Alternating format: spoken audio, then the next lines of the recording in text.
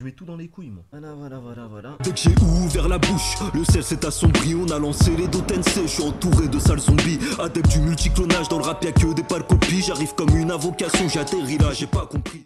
Ouais, je t'ai dit monnaie, c'est Mousson. On se retrouve aujourd'hui pour une nouvelle vidéo. Bon, moi je suis lyonnais, ça tu le sais. Pour la première histoire, ça se passe en voiture avec mon frère. Tu vois, notre mère elle nous avait envoyé acheter le pain. Et tu vois le délire dans les familles, ta mère elle va toujours t'envoyer acheter un nombre incalculable de baguettes. Elle va te dire, oh Mousson, s'il te plaît pour midi, à moins tu me ramènes 52 baguettes, on est 3 à manger. Ouais. Je vous donne un détail important pour la suite de l'histoire. Mon frère il avait une 307 blanche. Donc nous, on est parti chez notre boulangerie du coin. Mon frère il se garde devant la boulangerie, il me laisse rentrer. J'y vais, bonjour madame, 52 baguettes s'il vous plaît. Bon, elle me sert et tout, pas de soucis. Et je ressors et je me dirige vers la voiture de mon frère comme un titan déviant. J'arrive devant la 307 blanche et je commence à activer la poignée. Frère, je vois ça s'ouvre pas. Donc j'active la poignée de derrière, je force un peu, on aurait dit j'étais en train de violer une Vago mon pote. Et ça s'ouvre pas non plus. Donc moi, je regarde à l'intérieur de la Vago pour dire à mon frère, oh, wesh, ouvre-moi. Je baisse la tête et non, c'était pas mon frère dans la voiture.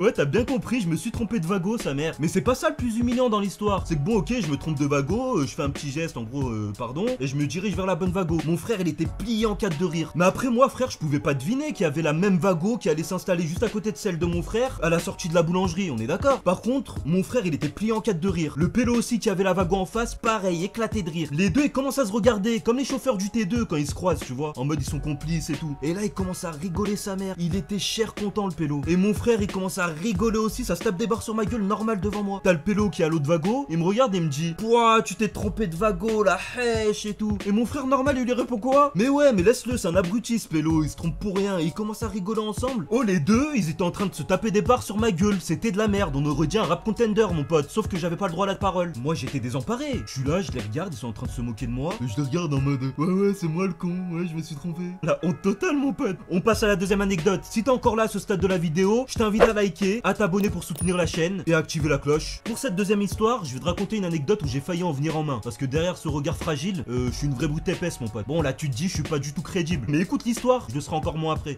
Cette deuxième histoire c'était au retour du taf. Et j'y vais en Vago depuis quelques temps. Parce que c'est vrai que bon, le métro D c'est bien, hein, mais se faire zouker par des inconnus quand tu passes ta carte TCLI 2-3 fois j'accepte, mais la quatrième fois trop de toupé, tu vois, j'arrête. Je termine ma journée de travail, vers 18h je prends ma Vago, je rentre, et sur le trajet j'arrive à un feu. Tu vois, à 100 mètres je vois qu'il passe au vert. Donc moi mon pote je bombarde la pédale d'accélération, hein. Quand je dis je bombarde, j'étais quand même à 50, je respecte la réglementation mon pote. Mais voilà, j'accélère pour pas me griller le feu. Et là j'arrive à une intersection, et t'as un vieux cycliste de merde, j'ai rien contre les cyclistes, mais j'ai tout contre les cyclistes de merde, qui s'interpose et qui trace devant ma gueule en grillant le feu. Je manque de le cartonne donc je le klaxonne sa mère. Faut savoir qu'à Lyon, on a une vraie mentalité de rageur un peu chelou. Tu vois quand tu viens de vivre un truc et en traçant t'es en train de te refaire l'action dans la tête et tu te dis bon si j'avais su, j'aurais fait ci, j'aurais fait ça, etc. Je me revois l'action et je me dis mais il s'est pas excusé, il m'a fait un doigt ce fils de pute. Je suis en train de virer, tu vois, je suis en train de me chauffer tout ça dans ma tête. Je me dis mais il m'a fait un doigt. Là je suis en train de me dire bon y a moyen que je le rattrape ou pas. Et là je me chauffe tout seul, bon il y avait pas mes potes pour le faire, je le fais moi-même. Et je me dis mais bien sûr qu'il y a moyen que je le rattrape, je suis en Vago, c'est un vieux cycliste en jean serré. Je tape un gros demi-tour sur les rails du tram,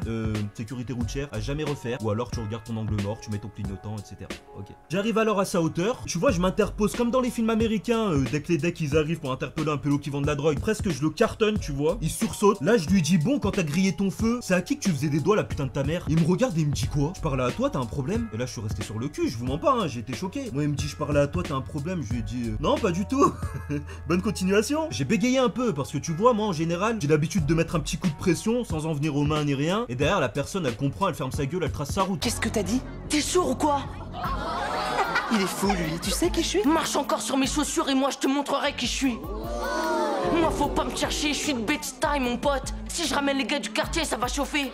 Mais là je vois le pélo il assume. Donc moi je bégaye un peu mais derrière tu vois je reprends mes esprits quand même hein. Je suis un rat faut pas oublier. Je descends de la Vago et je lui dis d'un air super nerveux, maintenant je suis là, refais-moi un doigt et tu vas voir si je te détruis pas, je te monte en l'air ça tapette, je lui dis. Et il répond pas. Et là moi plus il répond pas plus ça me fout la mort, je sais pas pourquoi hein. Je lui dis frère c'est la meilleure celle-là. T'es là, tu grilles un feu rouge, je te klaxonne parce que tu m'as fait piler et en plus tu fais le beau, tu fais des doigts, je te gifle maintenant. Pareil il baisse la tête, il répond pas. Et là je lui fais un gros doigt face à face comme ça, je lui dis réponds tout de suite, je te balaye maintenant, je lui dis. Il répond pas. Je finis par le laisser tranquille parce que je veux pas trop faire la hagra non plus hein. Et frère si tu veux faire le beau, prends la plaque tout de suite de la Vago, va porter plainte si tu veux, je m'en pète un rein, je lui dis sur les nerfs. Devinez quoi? Tiens rendez-vous au poste la semaine prochaine. Oh les Lyonnais faut qu'on ferme notre gueule un peu, on a trop de fierté hein. Et Lyonnais et DZ ça va pas ensemble. On arrive à la fin de la vidéo, j'espère que ces deux histoires vous ont plu. Si c'est le cas je te laisse me le faire savoir dans les commentaires, me raconter une petite anecdote aussi. Et bien sûr tu t'abonnes, tu likes, t'actives la cloche, tu me rejoins sur tous les réseaux, Mousson TV mon pote. Et je te prépare un épisode 2, ciao.